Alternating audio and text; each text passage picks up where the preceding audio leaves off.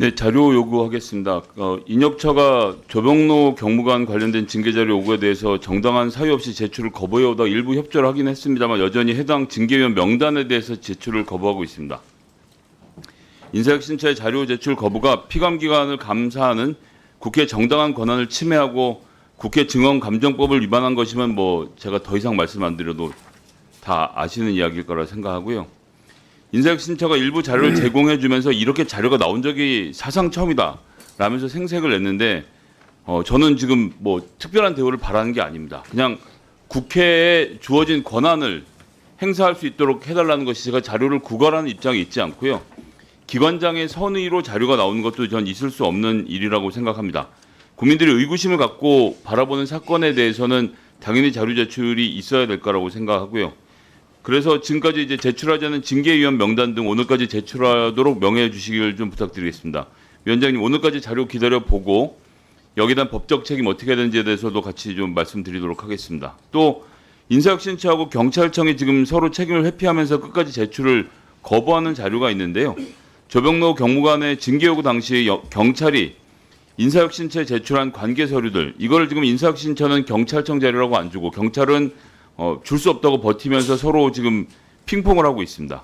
경찰은 사건 문의 금지라는 경찰 내부의 공직기강의 가장 중요한 원칙을 어긴 조병로 경무관에 대해서 중앙징계위의 경미한 징계 결정에 이의 신청 하나도 없이 그냥 넘어가 버렸습니다. 그런데 이걸 적절한지를 바라보겠다라는 감사 기능에 대해서 지금 거부를 하고 있는데요.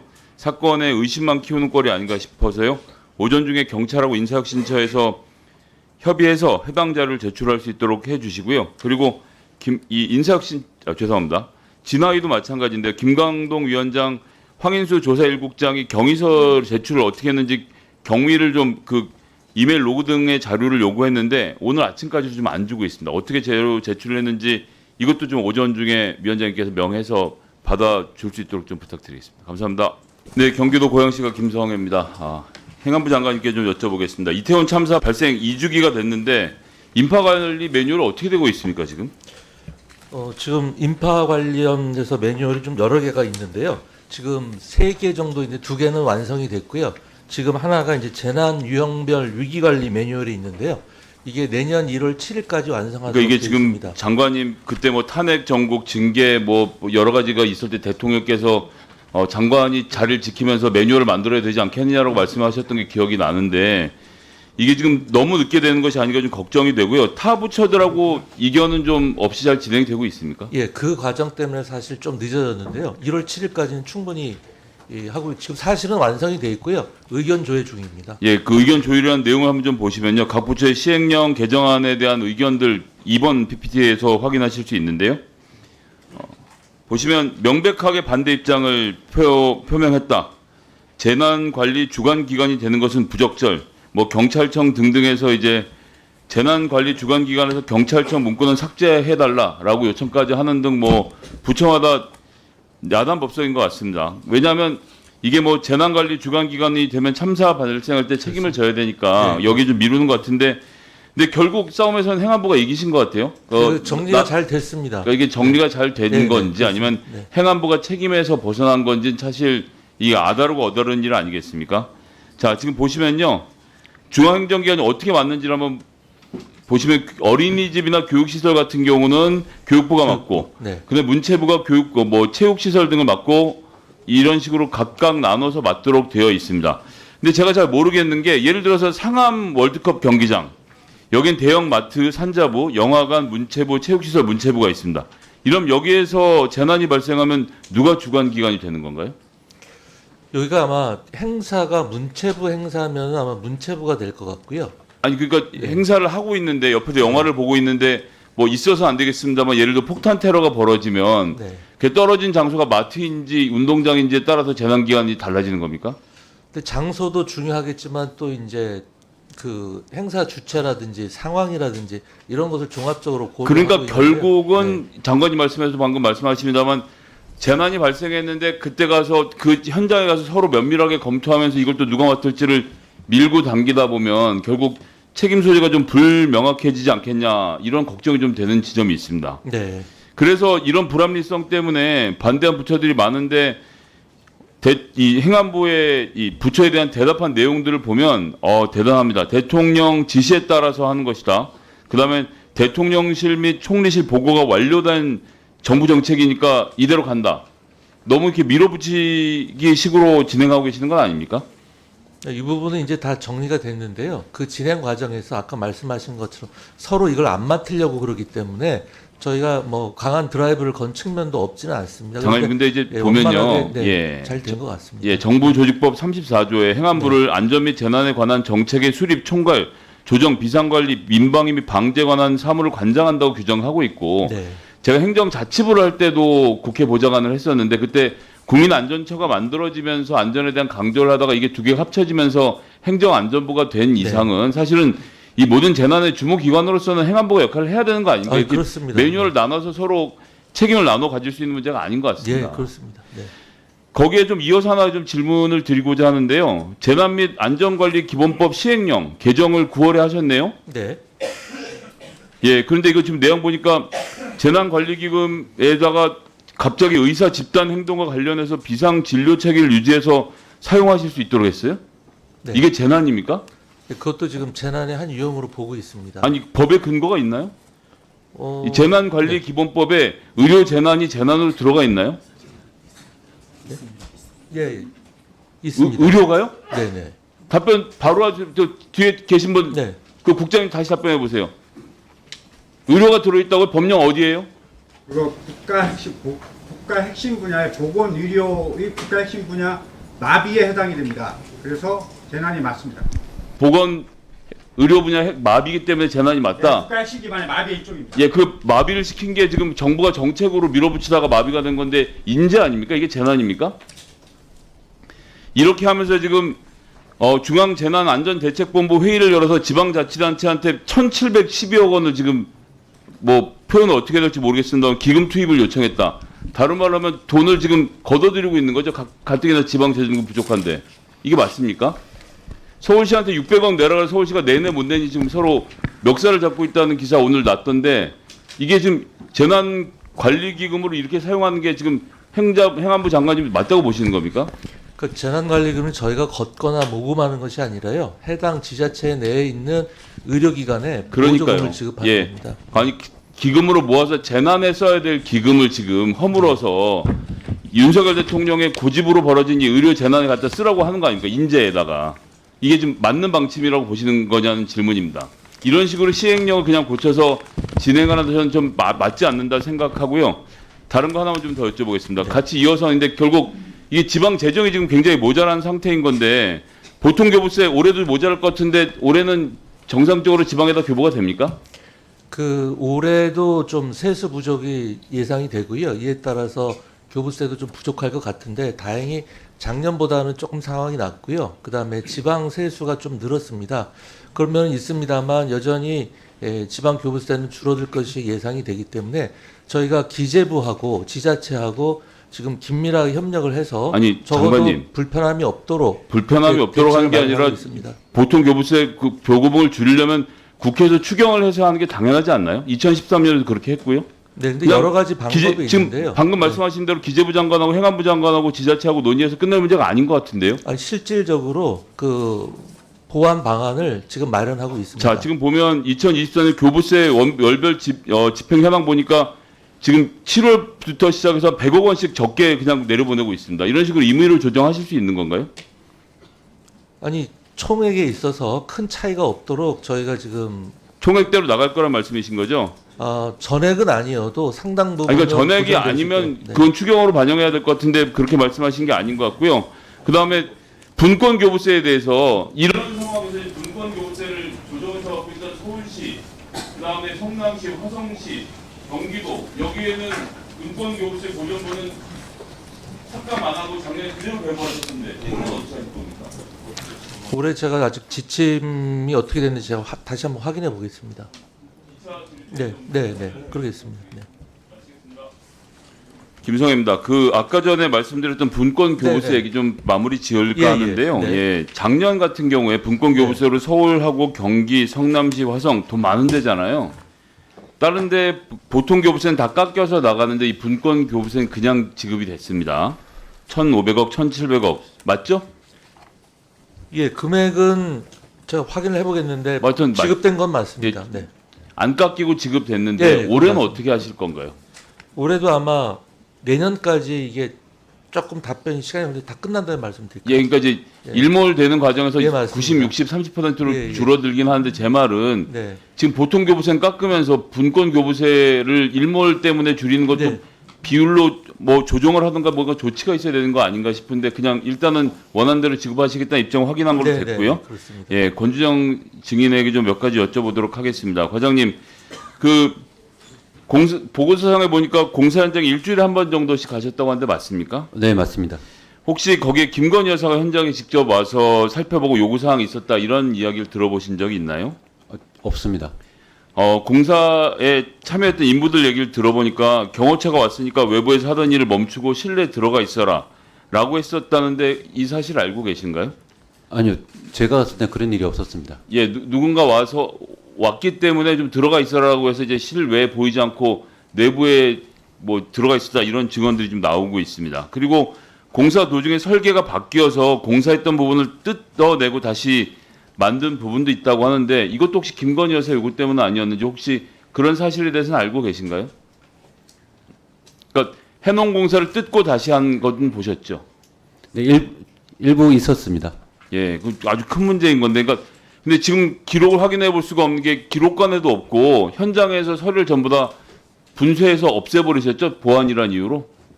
시공사에서 만든 서류는 나갈 때 보안 때문에 삭제하고 나갔습니다. 예, 그러니까 이제 어떻게 됐는지 지금 현재로서는 전혀 알 수가 없는데 그래도 뭐 말씀을 잘해주셔서 감사드리고요. 그러니까 지금 보니까 보고서 29페이지에 22년 5월 중순 확인한 도면에 증축부가 그려져 있어서 21g의 면허는 수행할 수 없는 공사를 하지 말라고 명확하게 이야기했다라고 하셨는데 이거 비서실의 공사 감독자가 지금 과장님 맞으시죠? 네, 맞습니다. 예, 그리고 이렇게 되면 이제 보니까 21g의 원담을 데리고 와서 공사를 해서 사실은 과장님이 비서실의 감독관임에도 불구하고 그때 행정안전부 간부가 아니라 이제 비서실 소속 공무원이셨던 건데 본인의 컨트롤 밖에 21g의 원담을 데려다 공사를 시킨 상황이었던 거죠. 아니, 그렇지는 않습니다. 그럼 확인하셨는데 아까 원담은 21g에서 서류 제출하고 말았다 그러던데. 그건 감사 보고서에도 있듯이 그 내부 의견을 모아서 그 21g에다가 일단 그 시급성 때문에 요청을 한 사항입니다. 예, 과장님 뭐 여러 가지 어려움이 있으신 건 아는데 자 보시면 공사 관련 전문가로서 계약 전 공사의 그 위법성, 무면허 증축 공사는 안 된다라는 보고를 김호진 전 비서관에게 반복적으로 하셨죠? 반복적으로 한 게 아니라 그 당시 상황에서 그 분야별로 계약을 따로 해야 된다고 말씀드렸고 그 이후에 김호진 비서관은 어떻게 대응하시던가요? 내부 같이 논의해서 결정을 해서 일을 추진했습니다. 근데 아까 전에 말씀하셨지만 12억 공사까지 인테리어를 내가 받아줄 수 있어서 잡았는 건데 나중에 액수가 늘어나는 과정과 막 증축이 포함되고 이런 거 아닙니까? 이런 과정은 지금 과장님이 원하셨던 과정은 아니시잖아요.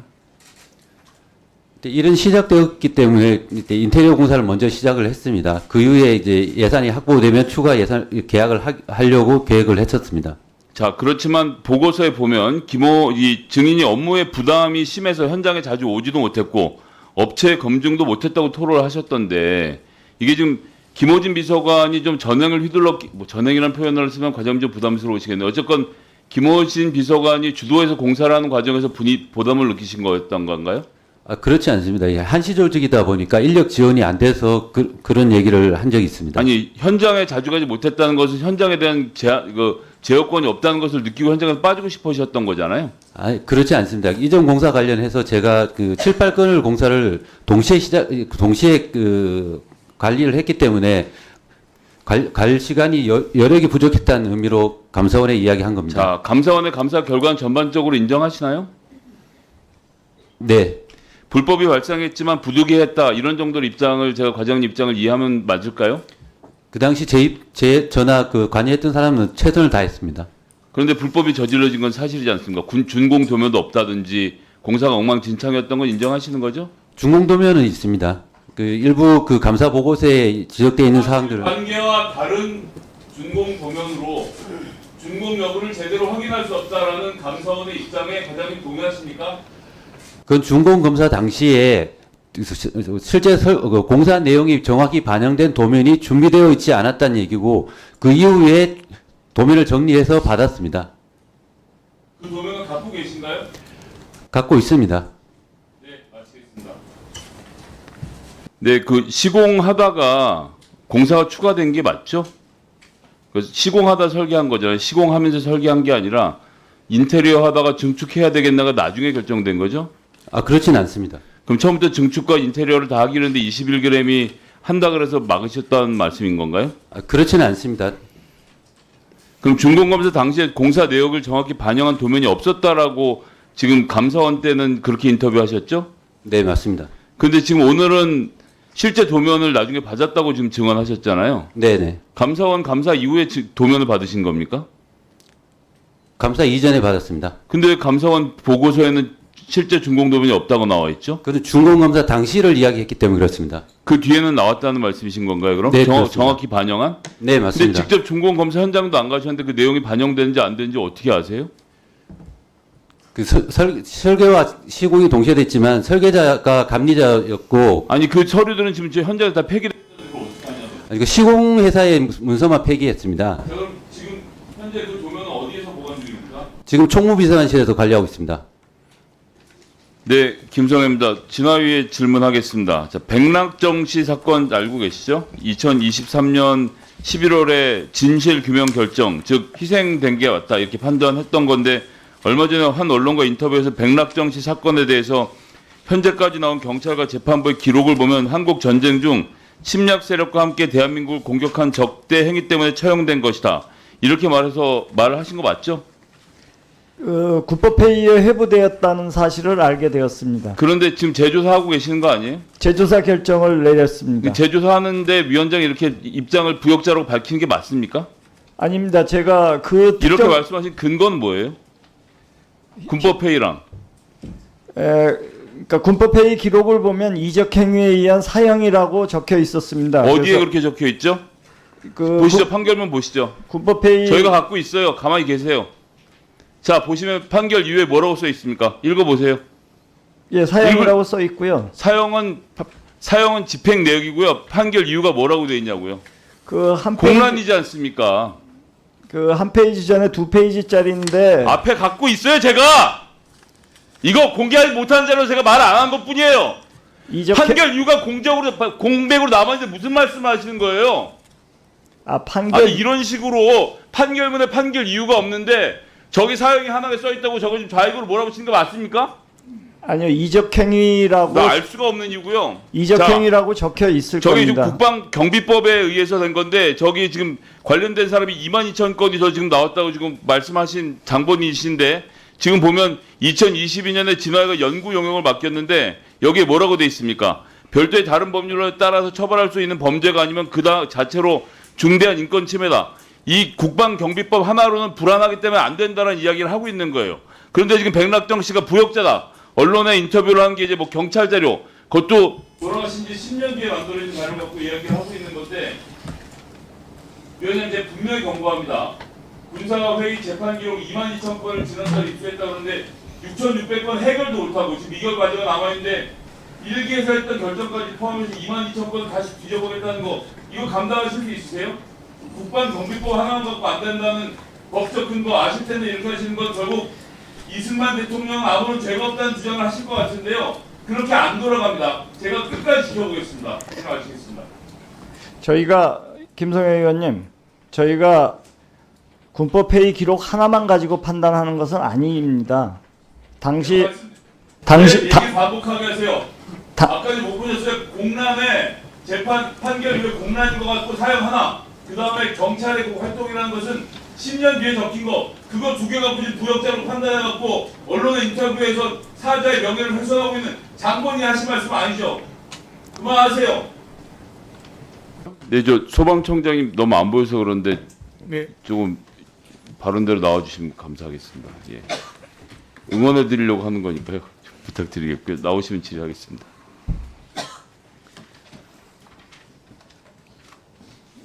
예, 경찰청장님 제가 한마디도 오늘 안 드려서 아까 전에 영상 그 방패로 미는 거 보셨죠? 미는 그래요? 동작이었다는데 동의하십니까? 이제 영상을 좀 봐야 될 것 같습니다. 제가 아니 보신 거잖아요. 그러니까 그것만 방패로 봐서는 밀었는지만 여쭤보는 거예요. 제가 우리 그 존경하는 이해식 의원님 답변 고려하시군요. 서울청 답변해서 경비대장이요. 받도록 하겠습니다. 예. 저 동작을 방패를 들고 걸었다 그럽니다.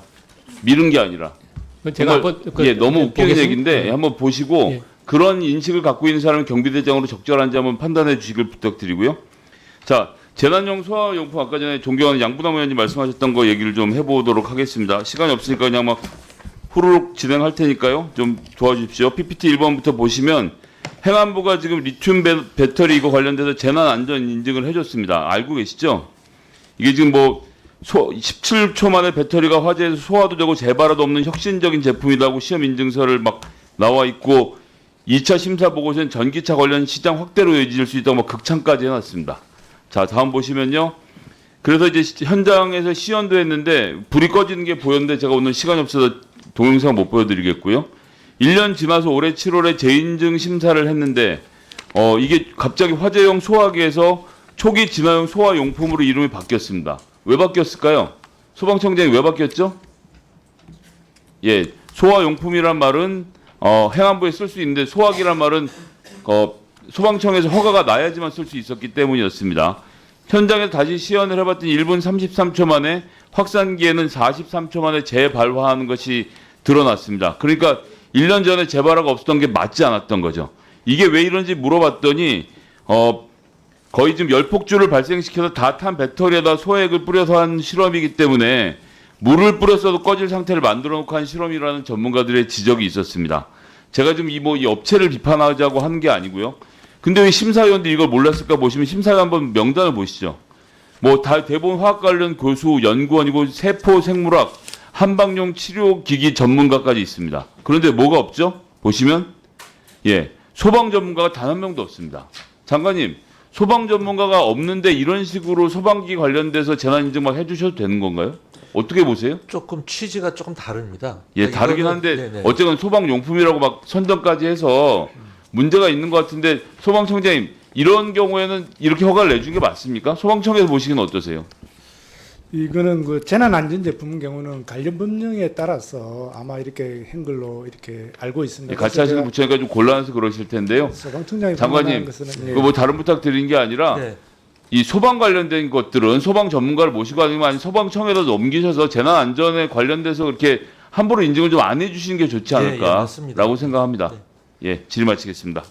그 의원님 잠깐 한 1분 정도만 말씀드리면요. 사실 저도 이 문제점에 대해서는요. 지난번 화성 아라셀 화재 이후에 이 우리 행안부 인증 제도에 좀 허점이 있다는 거를 파악을 했고요. 그래서 제도 개선을 이미 했습니다. 예를 들어서 지금 재난 인증이란 말 자체를 빼고 뭐 우수 제품이라든지 제품 인증이라 제품 승인이라든지 이런 식으로 일반 수요자들이 오해 혼동을 일으킬 수 있는 표현도 뺐고요. 그 다음에 이제 저희 행안부 홈페이지에 올릴 때 철저한 심사를 거쳐서 우리의 표현으로 이렇게 하기로 했습니다. 여러 가지 제도 개선이 이루어졌는데요. 아까 양분남 의원께서 서면으로 제출하라고 하셨는데 제가 자세히 또 적어서 제출하겠습니다. 네. 네, 주십시오. 1분요? 네. 질의 한 번 더 하겠다 그러면 안 될 것 같아서 질의를 할 용기가 없어서 이제 자료 요구 하나 하고 당부 말씀 하나만 드리려고 하는데요. 인사혁신처 제가 오전에 자료 요구했는데 예, 듣는 동 마는 동 하루 종일 대답도 없고 책임자가 누군지도 말을 하지 않고 자료를 제출을 안 하고 있습니다. 무슨 국정감사장에서 힘겨루게 하는 것도 아니고 제가 누차 말씀드리지만 이건 제가 자료를 구걸하는 것이 아니고 기관장의 선의로 주는 것도 아닌데 무슨 관례가 어떠느니 뭐 개인정보보호법인이 되지 않는 규정들을 들먹이면서 이제 아예 대답도 안 하고 있는데 국정감사장에서 이러면 오늘 마지막 종가만 버티면 된다는 생각인 것 같은데 위원장님께서 좀 이 태도는 반드시 좀 바로 잡아주시고 뭐 고발을 포함한 모든 조치를 좀 취해 주셨으면 좋겠고요. 한 말씀만 더 드리면 우리 행안부 장관님 지금 한국섬진흥원장 공모 절차 진행 중인데 9월 10일 면접까지 완료된 상태인 것 같은데 결과 발표가 안 되고 있습니다. 그 인사 검증 단계에서 문제가 있는 거 아닌지 좀 우려가 되고요. 특히 정관 제9조에 따르면 공공기관 운영법 제34조에 결격 사유가 없고 섬 관련된 지식과 경험을 보유하면서 높은 도덕성과 리더십을 겸비해야 된다라고 돼 있는데 그런 부분을 꼭 좀 잘 추려서 잘 가려서 뽑아주시기 바랍니다. 제가 네. 듣고 있는 것들이 있는데 좀 심각하다고 판단되는데요. 현명하게 좀 판단해 주셨으면 좋겠습니다. 네, 잘 챙겨보겠습니다. 네, 마치. 네.